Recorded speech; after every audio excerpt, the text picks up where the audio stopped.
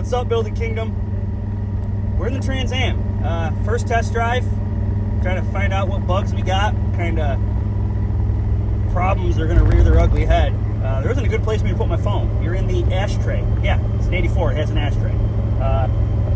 So my plan was to go down, hook up the truck, and unload the Trans Am, give it a once-over drive like we're doing right now, and then take it home and wash it. But when I got to my dad's house, in true dad fashion, the car was already unloaded in the driveway and he was washing it. So we literally just pulled out of his driveway. It definitely needs a tune. It is not running correctly. I mean, we're in second gear right now. We're doing 35 miles an hour. Sounds okay. We don't got any weird noises. I'm gonna turn the fan off here quick. There, turn that off. Okay, so no weird noises. Second gear acceleration feels pretty good. The power steering is a no. We do not have power steering. I don't know if it's a pump issue or a gearbox issue. I'm thinking a pump issue because we got like nothing. It is manual steering right now. So I don't know what that's all about. I can kind of hear the pump whining a little bit. The alignment appears to be off to the right just a hair. You're getting sun on you now, so it's screwing up the... All right, let's hit 55 and see what happens here. We got a little vibration. Third gear. You gotta be kidding me. This thing's a 5-speed. Third gear, 55 miles an hour, 3,000 RPMs. Let's grab fourth. So fourth, 55, 2,500 RPM. So we got a little bit of a vibration. I'm thinking that's probably tires. The tires are a little questionable. They're not terrible, but I mean, I've driven on worse. But we're doing 55, almost 60 miles an hour, fourth gear. This is just like my truck. You use 4 gears. I'm gonna put it in fifth just to see what it does to the RPMs. So I brought the RPMs down to about 1,800. We're cruising 60 miles an hour. It's not bad, really. Not bad at all. Short of the power steering being smoked. Steering wheel is tipped just a hair to the right, just a hair, but not terrible. We are getting 14 volts. Oil pressure is just above 60. The temperature is still climbing. We got a quarter tank of gas. Temp gauge is reading about, I don't know, 160, somewhere in there, 160, 170. Kind of hanging out. We're going to keep an eye on that. But 60 miles an hour, honestly, it's driving smoother at 60 than it was at 30, 35. So probably a tire. Under acceleration, we got a little bit of a vibration. I don't know if it's breaking up. That's probably the carburetor. It definitely feels like a carb issue. Let's go back to fourth gear. Transmission. Clutch and transmission feel good. I like that. Temperature's still good. I mean, she's not bad. She's not bad. And we got T-tops. Everybody says, like, these cars, like, you should have a mullet. But, I mean, look at this right here. You see this? That's not a mullet. That's a mohawk, baby. That's a mohawk. Oh, I love F-bodies. These cars, if you never had an F-body, especially like a third gen, you sit very low in the car. The car is just the way it's shaped. Like, you sit low and kind of laid back, your legs out. It's kind of a interesting car. They're fun cars to drive. So that's I don't know if the signal works because I'm not getting a marker on the dash. Oop, we lost our phone. Hold on a second. Second gear downshift. No power steering. Oh wait, we had power steering for a second.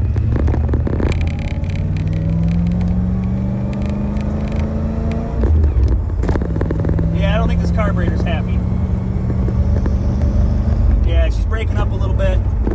Just a little. I mean, it's not terrible. I should have brought my tripod.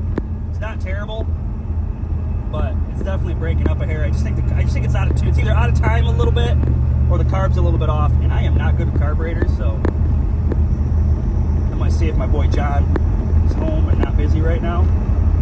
Maybe he can play with the carburetor a little bit.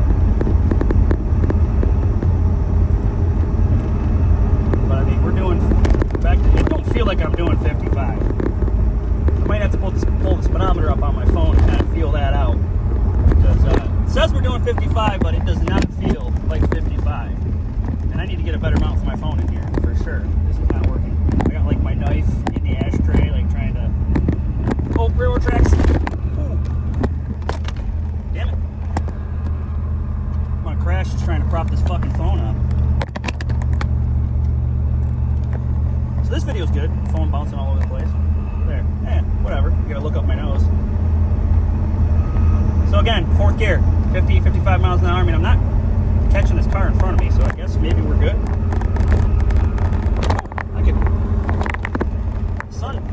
The heat works. The heat works good. Gosh damn, let me turn that down a little bit. I got it on low. God dang, it's warm in here. Ooh, it got warm in here quick. Temperature's still only reading about 170-ish, somewhere like there. The gauge is, it's one thing about 80s cars is you don't have all the bells and whistles like these new cars have. It's all analog. Well, I mean, some of it's electrical, but like you're reading all the gauges. There's 4 big gauge pods here. You've got your speedometer, your tach, because this is a manual car. Then you've got another pod that has the voltage at the top and the oil pressure at the bottom. Gas gauge at the top of the 4th pod and temperature at the bottom of the 4th pod. And then there's what most likely is check engine lights and whatnot in those same double pods on the right side. So that power steering is just a whining. I mean, she doesn't drive terrible. 5th gear. How do I turn the fucking heat down in here? God damn. Turn that off. Alright. Well, Trans Am. We're welcoming the Trans Am to the family. Power steering is definitely doing its thing. It's doing something. It's kind of working, kind of not working. I haven't been back to 1st gear yet, but we're going to have to stop at a stop sign here in a second. 1st gear getting taken off because it ain't running quite right is a little bit questionable.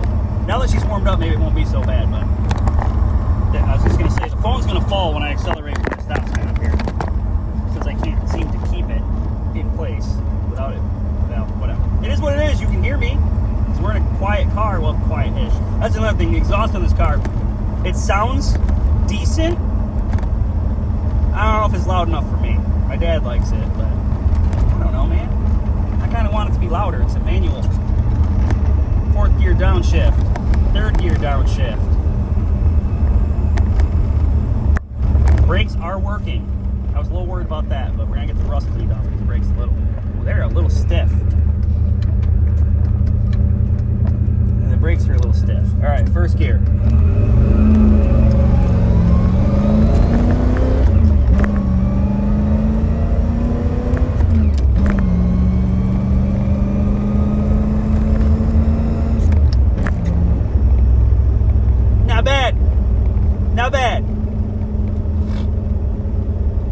Not bad. She gets up and goes decent. I mean, it's a 305, even if it's got a cam and headers in it. She definitely needs a tune, but I mean, I think she got up to 60 pretty quick. It is too quiet for me. It's too quiet. I mean, it probably sounds better outside, but I'll get this thing on the lift, and I'll show you guys how the exhaust systems are run on these F bodies, these 3rd gens in particular.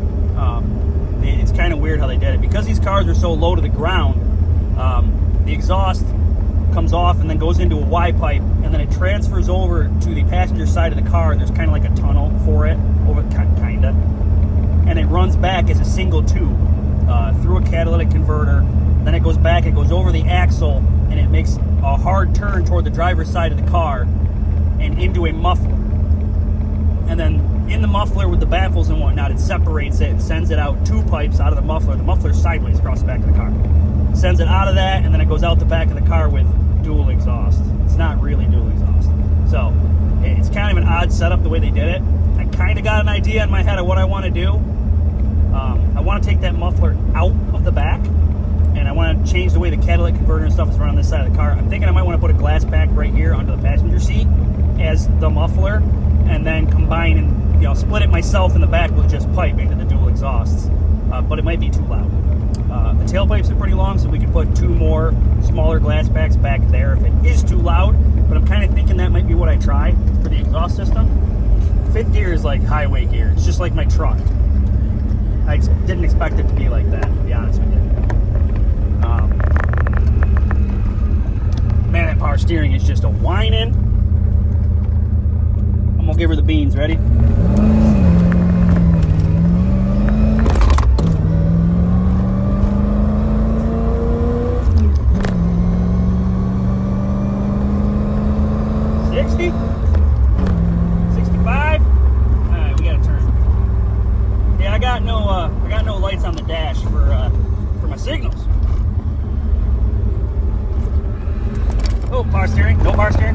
power steering.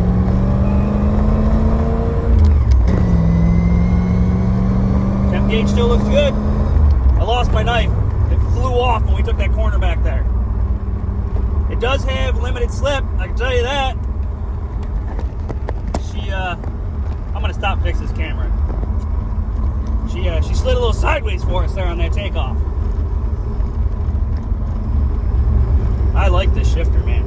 I like the way this car. I like it. I like it a lot. I'm gonna have to check the signals when I get home and see if they're working though, because it don't seem like it's doing anything right now. The power steering is like in and out. Like you turn like you have manual steering, and then all of a sudden it works. It's really weird. This is a lighter. That is not something you see in modern vehicles. I'm gonna try to use the lighter to prop this thing. Keep the camera from tipping over on me here. I don't know where to put it. Oh, is that gonna work? Maybe. You're kind of, how's that? That lighter seems to be working. Alright. Problem is in first gear, I can't see myself. Alright. Alright, let's make a pass. Here we go. First gear.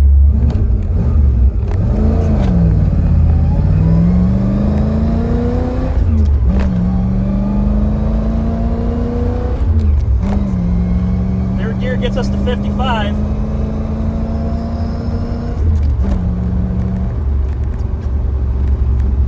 We got some smells. There's some smells.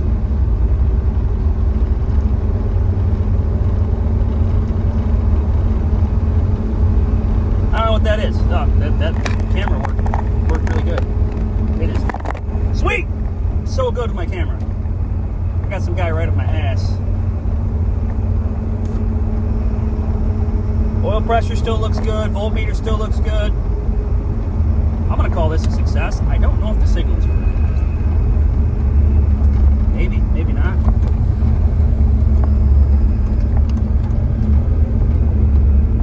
The brakes are.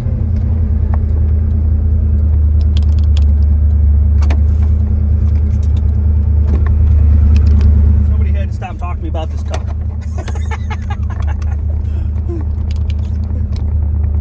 I don't have an e-brake. The signal's working.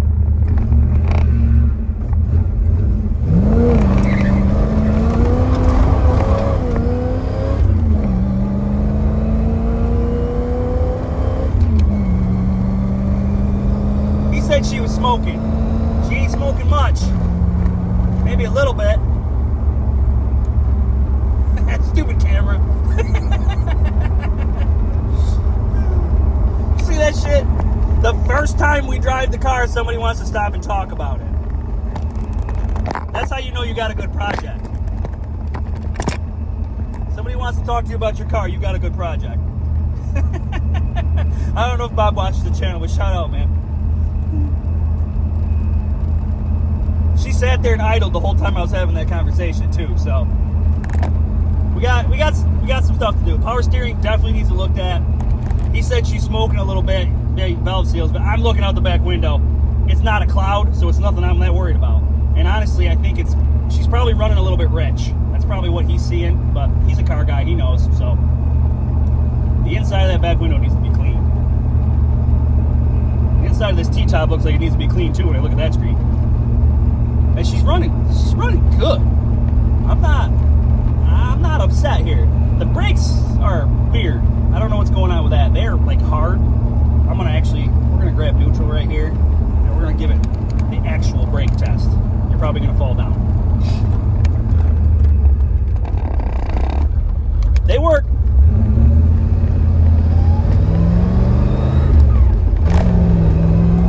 The clutch it's working. I feel like we should have more giddy up, but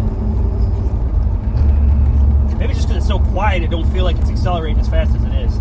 It does get up to speed pretty damn good, but again, it is a 305. I mean, what are you gonna get? It'll sound better if I open this exhaust up a little bit. When you get out of the car, the exhaust definitely sounds better. So, when I get to my house here in a second, I'll take the phone to the back so you can actually hear it running.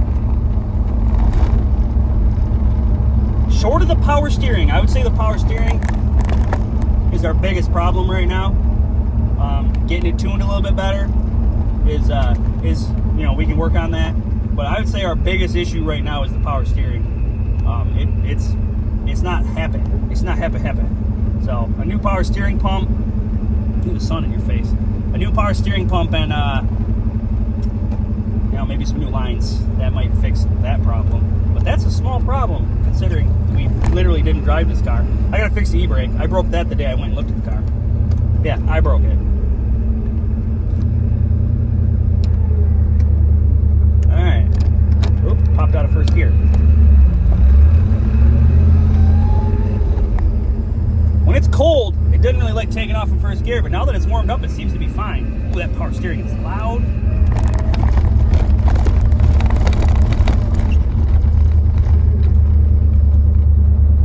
Got to pull all the way up where it'll sit on its own. Put it in neutral. All right, you want to hear the exhaust?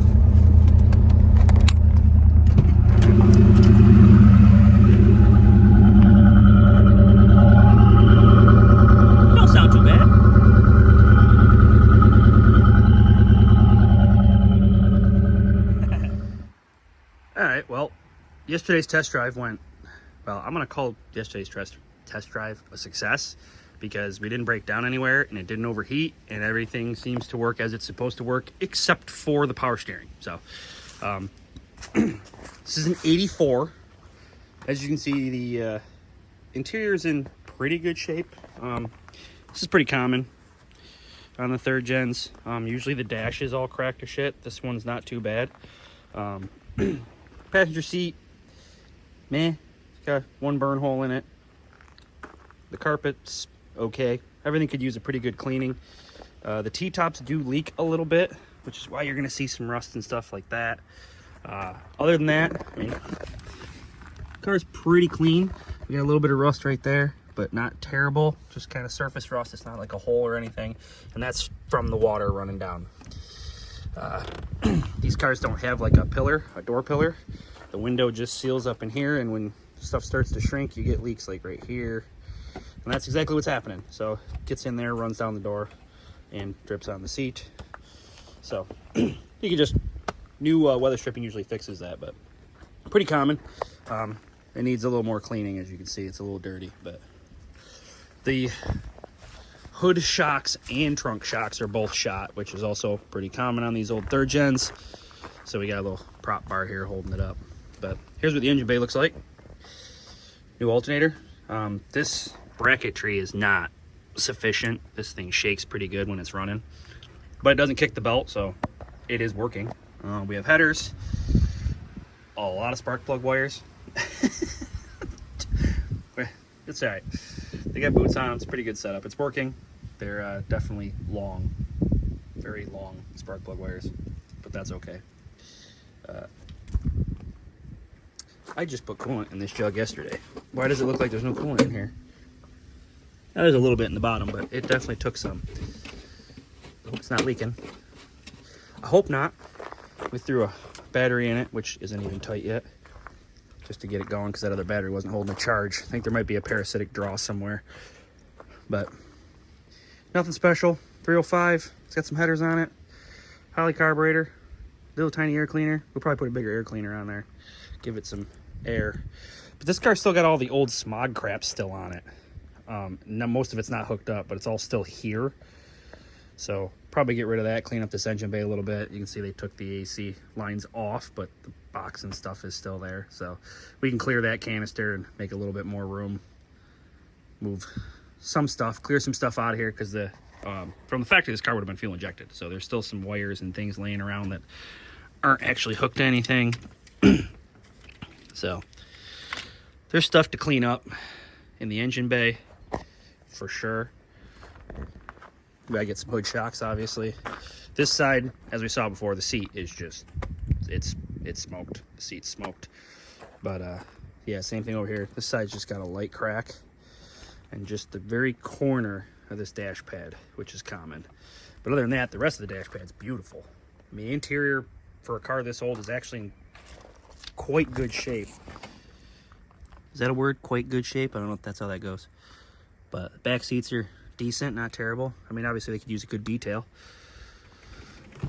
But yeah, we need a good vacuum in here for sure. There's wear, you know, it's an old car. Gotta blow some leaves and stuff out of there. This side actually looked better than the other side, but there's you know what I mean? There's a little bit of, there's spots. A little bit of rust bubble in here. Tiny little spots here. There's a little bit on the bottom of this door. But like I said, it's an 84. It's 40 years old. You know, there's a little bit of surface rust in here.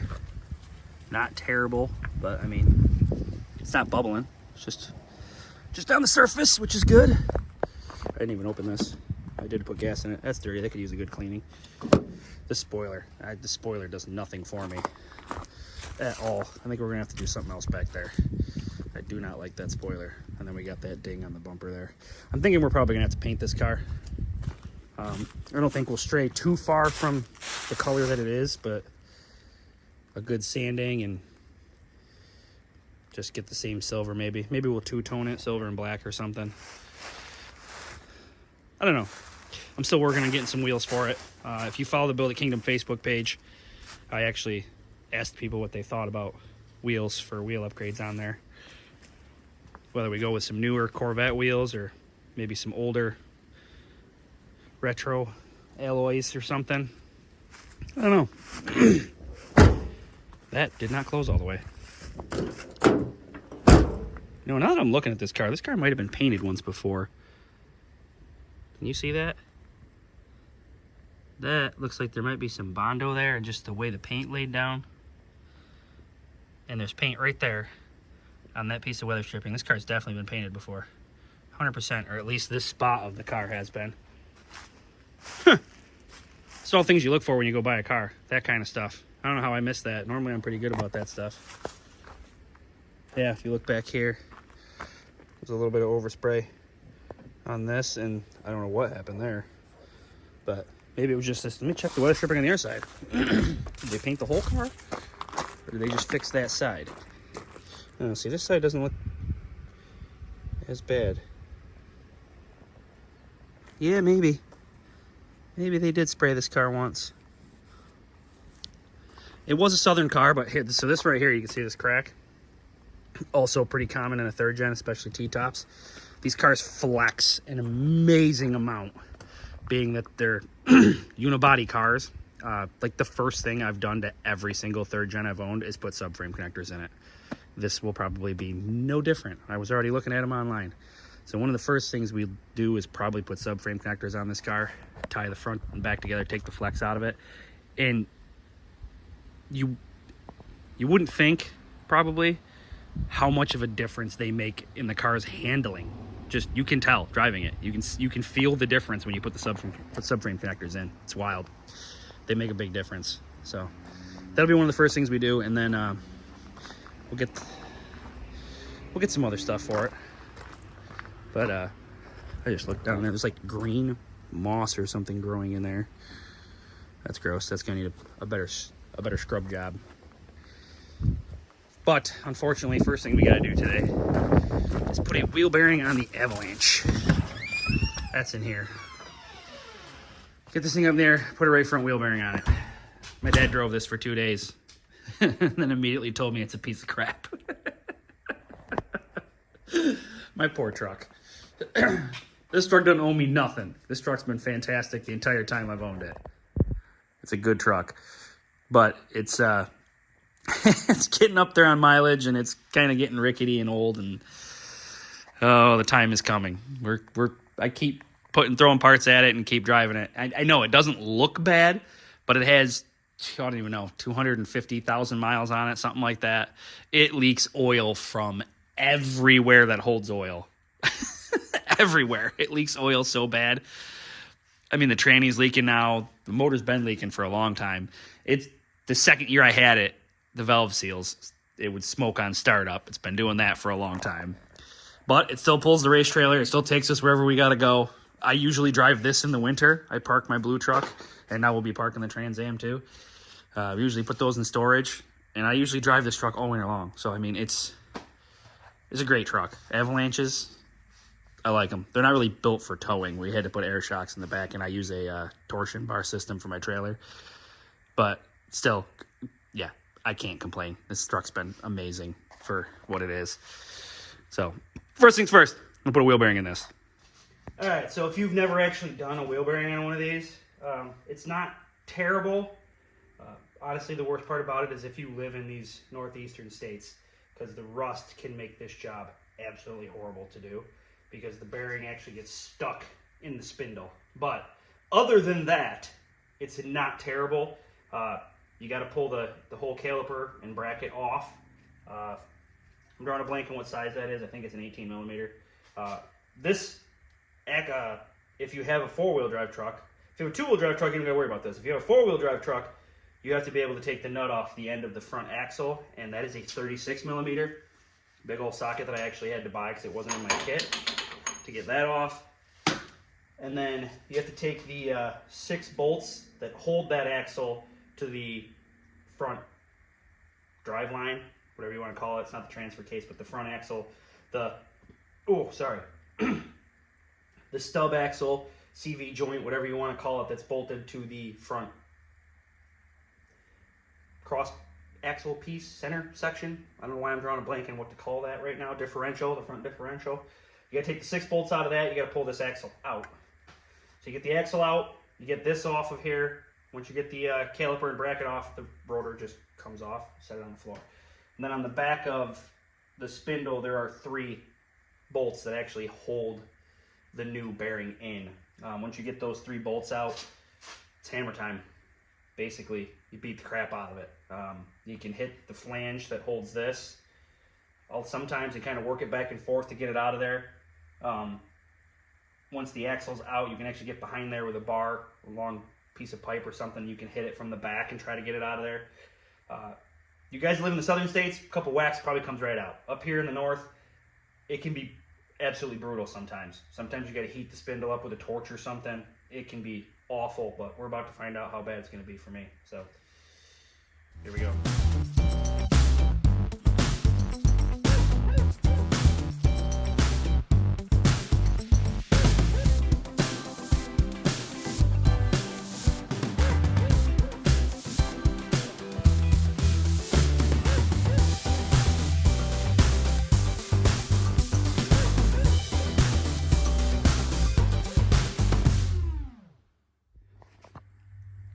All right, so upon inspection here, it would appear that maybe I had done this one before. The bolts I took out had never seasoned stuff on them, so this is still kind of rusty. Usually when I do these, so this bore of the bearing here, you can see the rust on it, goes into this spindle here. See how rusty it is? That's what gets stuck. It swells up and gets stuck in there up here in the Northeast. I don't know if I did a video when I did the driver's side bearing, because it wasn't that long ago. You can see that CV shaft's brand new. I had to put a bearing on that side, and while I was at it, I replaced the CV shafts. But we were still getting ABS codes, and we had a light rumble. It was kind of hard to tell because I put new tires on it too, so the vibration, the only thing left it could be was this right front wheel bearing, so that's why we're doing it. But normally when I do this, I will actually I'll clean this. I'm going to clean this up with a wire wheel. But then I coat this whole ID here with Never Sees. You know, I'll put some on the outside of that too before I stick it in there, so that next time like this, I was able to hit that thing just a few times with a hammer, like you saw in the time lapse there, and it came right out. Those can be a nightmare up here in the Northeast. They can be absolutely horrible. That wasn't bad. Tools for the job. Like I said, you need that 36 millimeter for the end of that shaft. The bolts that hold the CV shaft to the front differential are 15 millimeter. The bolts that hold the bearing into the spindle are also 15 millimeter. The bolts that hold the caliper bracket to the spindle are 18 millimeter. Okay? So, that's that. You saw me sticking that screwdriver into the studs here when I was taking everything off, and you were probably cringing like I was going to mess the threads up. But as you can see, that is all one piece of the bearing. So the new bearing has all that stuff on it. I don't even have to worry about that. You saw me watch it, drop it right out of there, not even try to catch it. So the ABS sensor, it's all part of that cartridge bearing, if you will, that they call it. But you can see the rust is just... And this isn't even an original New York truck. This truck started its life in Florida. Then it went up to North Carolina where I bought it. And then it came here. It's been here, longer than I thought. It's been here probably about 7 years now. So I did undercoat it a couple of times over those 7 years. So it still looks somewhat decent. Not terrible. You probably just saw that and went, what is that? This truck has just a small lift in it. It's like a 3-4, I think, leveling kit. That's why it's got a shock extension on it. Yeah, she's getting rough, though. She's getting rough. All right, I'm going to clean this all up here, get that new wheel bearing out of the box, and put this bad boy back together. Boom, shakalaka, back together. So, listen, never cease, right? This stuff. I mean, there's lots of different brands and different options of this, but this stuff's like red hot. You put this shit on everything, except maybe lugs. Don't put it on your lugs. But everything else, if you ever want to take it apart again, that'll help you, especially up here in the Northeast. All right, new wheel bearing is in. I did stick the pry bar or screwdriver in here to hold this while I tightened up those 6 bolts back there on the drive shaft or CV shaft there. You just keep it up tight here so you don't screw up the threads out here where the lugs go. Your rim rides back here, so you're not actually using those threads. So yeah, you know what I mean. You know what I'm saying? Pick up what I'm putting down. So this bearing came with all new clips and everything, which is nice. So everything's run back in its factory position back up. That's your ABS sensor. And it is a little bit fun getting this back on. You kind of got to pull the pads apart a little bit to slide it back over the rotor. So, but I mean, I'm one man. I did it. Didn't take me that long. So there you go. Front wheel bearing on a, well, this is an Avalanche, but it's the same on a Silverado. Same thing on the front. Yeah, rusty. But there you go, front wheel bearing. That's back in. There is a torque spec for that. I go with Ugga Duggas. This tight is tight. But there is actually a torque spec for that if you wanted to do it properly. I don't know what it is. Google it. All right, let's get the Trans Am up on the left and see what the bottom of that thing looks like. What's up, y'all? As you can see, the Trans Am's up on the left. And I knew that this exhaust was kind of pieced together. That may have been an understatement. There is, it's something. This Y pipe is, so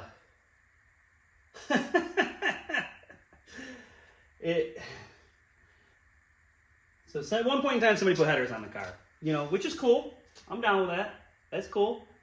And the header installation looks pretty good. It's just the down pipe, Y pipe, the way they did this here is very interesting. I'm not sure what's going on here. How warm is that? It's a little bit warm. This weird, I don't know what that is. So, yeah. But anyways, like I said before, it kind of wraps around. It goes down the side of the car here, sort of, kind of. This is, I think we're going to have to do some stuff here. I'm going to do some research on what the Y pipe, what we can get for a Y pipe. Or maybe we just start here, cut this off and reroute it ourselves. I don't really know. It's got a big old coupler up here all pieced together. It's, yeah. It is something. It is something for sure. I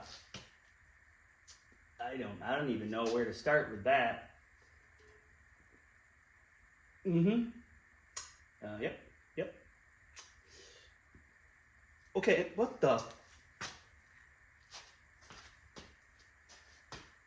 Excuse me? Hello?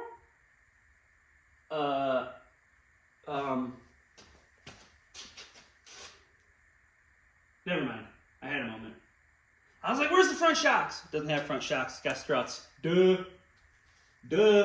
We know that. I was thinking G-body. I was thinking the shocks went in here. No, it's not a G-body. It's an F-body. It's got struts. Okay. Anyways, past that, back to the exhaust. So it's... This piece, I think, is original.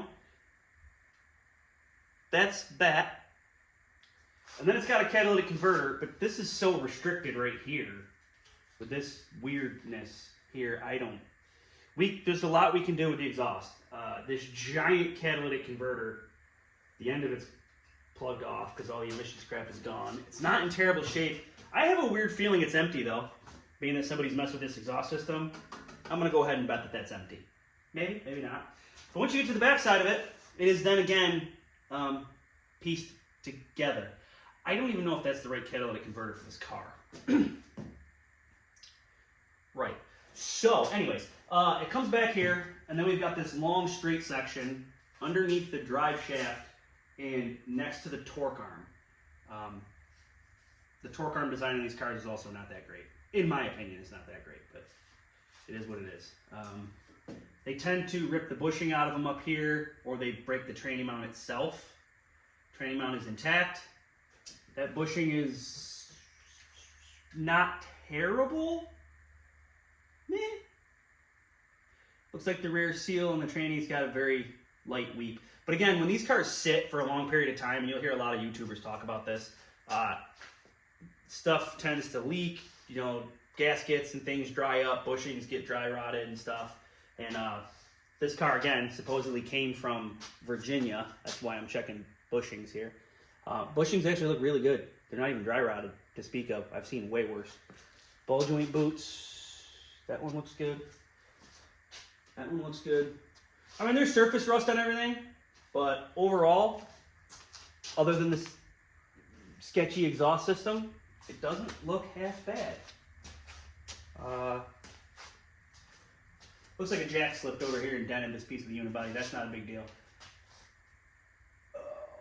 But we talked before about subframe connectors, and subframe connectors become an issue on this side of the car because of the exhaust. Because they go from like this general area straight back to here. They kind of tuck up in this.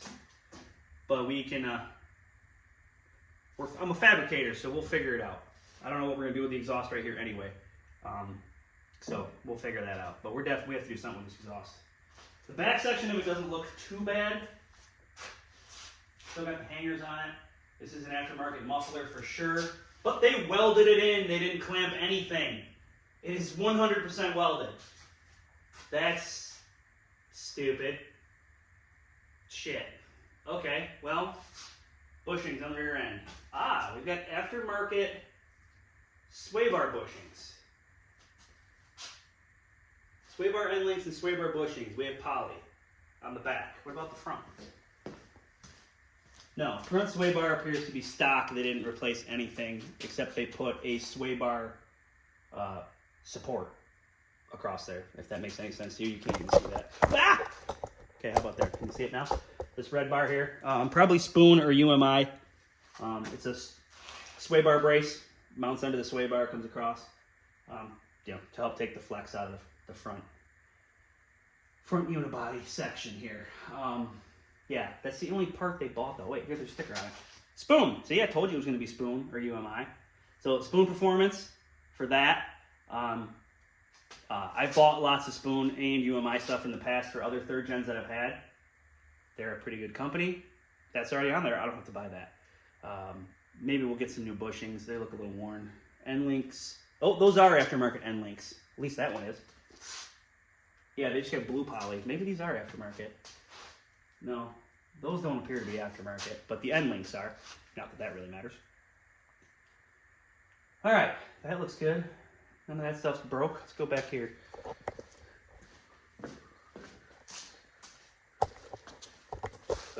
Rear end. Can you see it? All right, so you can see the red bushings here. Spoon, UMI, they both make aftermarket panhard and control arms that do help significantly, so maybe we'll upgrade those in the future. Maybe we'll get some springs. I was thinking about lowering this, not slamming it, but like they make like a 1.5 drop spring. I'm gonna be honest, I don't know if we'll be able to get it on the lift if I do that. It'll look cool, but I don't know that we'll be able to get it on the lift if we do that. If you can see this exhaust, you can see they welded it. That's like a weird coupler too. I don't even know. But what I want to do, basically, what I was trying to say before was, I want to take the muffler out, and I want to bring this pipe over to the center here, turn it, and then wide pipe it directly into these two tailpipes. So there's no muffler, it's just whoosh. And then I want to put the muffler back here in this straight section here, if I can. That's kind of what I was thinking. I just don't know if it'll work. We could modify this here and put a smaller catalytic converter and then a cherry bomb here, and then turn. Or we might be able to put a cherry bomb here, depending on how big it is. Because the drive shaft is right there, you do have to have clearance. We could tuck it over a little probably, closer to this. The heat shield ends right here though, so that could be an issue. I don't know. But again, back here we could also, in these tailpipe sections here, we could put glass packs back here as well. There's enough room there, enough length. We could actually do 2 glass packs with a small tip.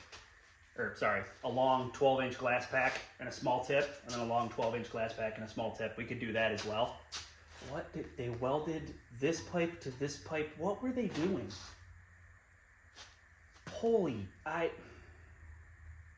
That's hacktastic. That's something. Okay. All right. Yeah, we have to look at exhaust stuff. They even welded the tips on.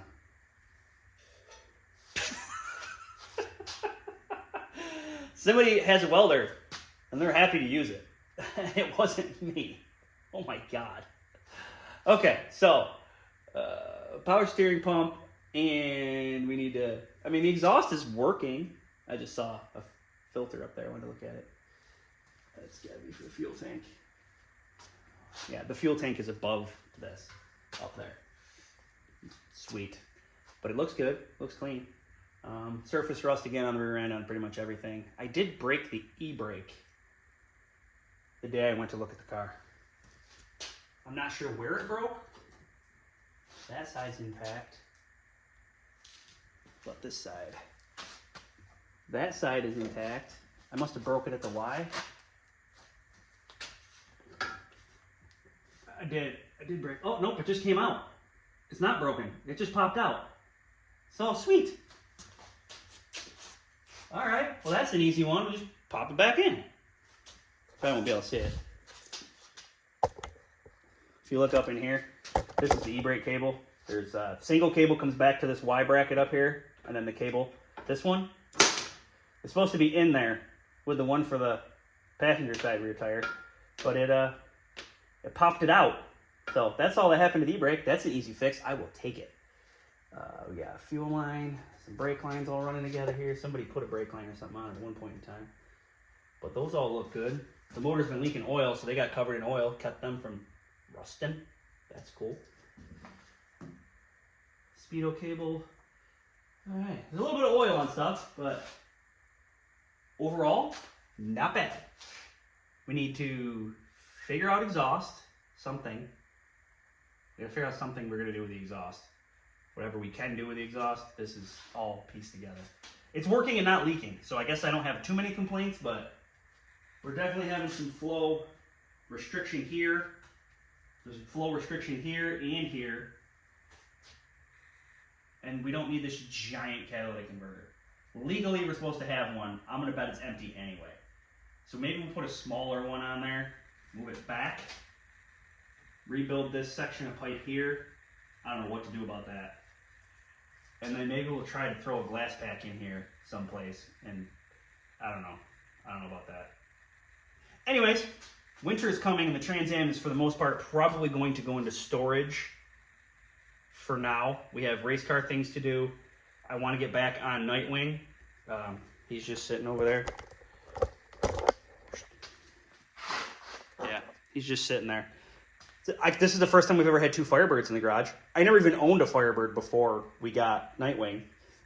He's not much of a Firebird anymore, though, really. I mean, it's kind of Firebird, but it's more Batmobile than Firebird. Anyways, Nightwing's doing his thing over there. I want to get back on Nightwing. There's definitely people that want to see progress on that car. And then we have to reskin my race car.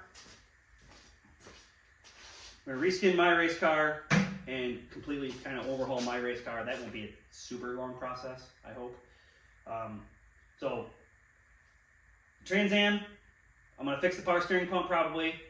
Right when I shut this camera off, I'm going to pop that cable back into that e-brake. We might get wheels and tires before we put it away for the winter, maybe.